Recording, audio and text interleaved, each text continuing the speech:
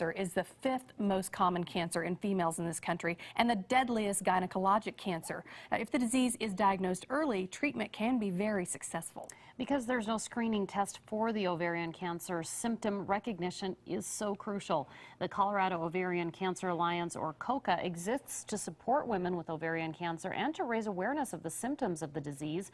Jodi's Race for Awareness, one of the COCA's largest fundraisers, takes place this coming Saturday, June 9th at City Park.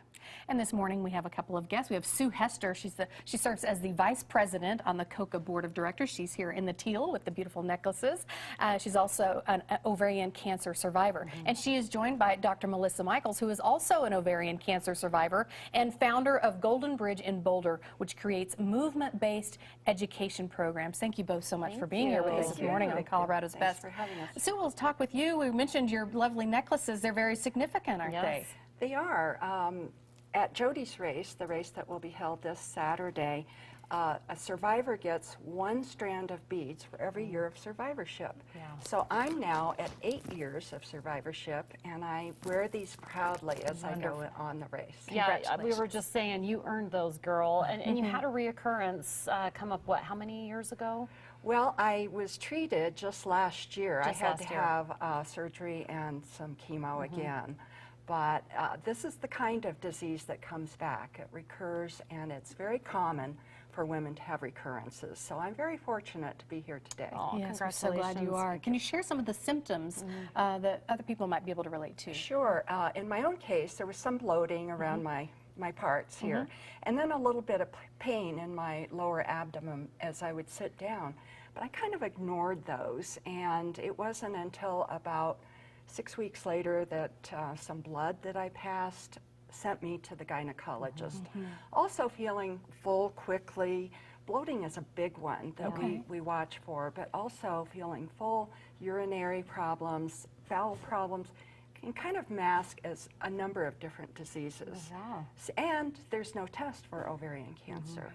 So when you go to your gynecologist for the pap smear, that's not for ovarian cancer. That's not testing for ovarian cancer. That's what makes this so tough, is that there's not any screening, and symptoms can be so different, as you guys mentioned. Now, Melissa, we want to talk about some of the therapy that you've come up with. You've dedicated your life to the mind-body connection using dance as a form of therapy. Explain this. Well, this is a body phenomenon, cancer is. And so rather than taking drugs that took me away from the experience, that numbed me in some way or another, be it anti-nausea or anti-depression medication, I really chose, for me, to actually orient towards what was really happening in my body and put all of my attention into that experience. And sometimes that was really sitting with extreme pain and discomfort. And not just sitting with it, moving with it. So if my body was coursing with steroids, which is part of the treatment prior to chemo, rather than just in the shakes of it, I would get moving, and I'd go up that mountaintop before my treatment that morning. Or I would dance and really move with the energy.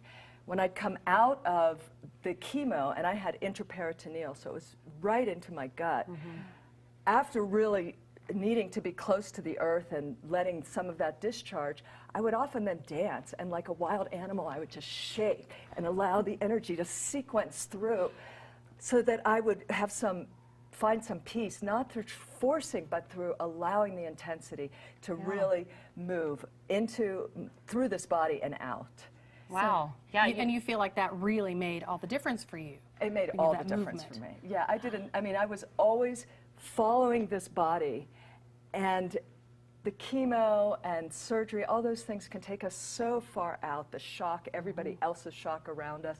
But I just made it my discipline, which had been my practice for decades prior, so it wasn't like something new, it was a new terrain, to just keep coming back to myself and staying very connected to it all, and making art out of it through movement, through visuals, whatever. You guys are both so inspiring. Are you going to be at Jodi's race this Oh, Saturday? absolutely. Wearing your beads, right? I'll be wearing my beads. Yeah, this is going to be a great event. Is it a walk or a run? Well, it can be either. Okay. I'm going to walk because I'm not a runner. Yes. But some people will run. And Team Sue, we have 23 people signed up for my Nice. team. Yes. So I'm really excited about it. That is wonderful. Melissa, you'll Thank be you. there too? Totally. All right. Yep. We appreciate We it. both ran when we were full of chemo, and we'll Yeah. just keep You know running. what? bald. I'm telling you, you just need to keep moving, right? Absolutely. Through all of those What treatments. an inspiration you both are. Yes, thank you so so much for being much. here. And Jodi's Race for Awareness takes place once again this Saturday, June 9th at Denver's City Park. The event begins at 8:30 a.m. It includes a 5K runner walk, a 1-mile family walk, a survivors expo, and a fun family expo. So furry friends are welcome too. That's great. Online registration is open through tomorrow evening, or you can register at City Park on race day. Additional information is available at jodisrace.org.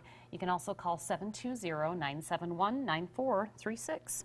Coming up on Colorado's Best, boating, tailgates, beaches, and pool parties. Find out how to serve up delicious cocktails from the new portable, shatterproof black